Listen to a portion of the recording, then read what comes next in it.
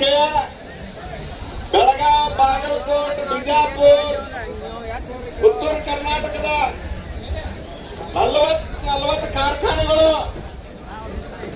ಇವತ್ತಲ್ಲ 15 ವರ್ಷಲಿಂದ ಮೋಸ ಮಾಡ್ಕೊಂತ ಬಂದಿರತಕ್ಕಂತ ಕಾರ್ಖಾನೆ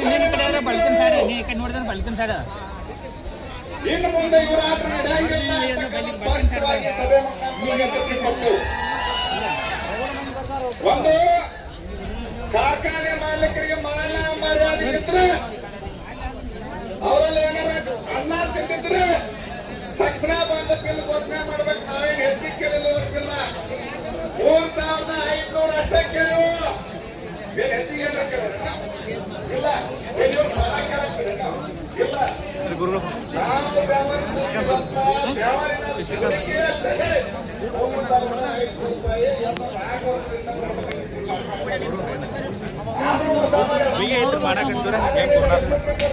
ನಾವು ಮಾಡಕಂದ್ರೆ ಸಂಬಳ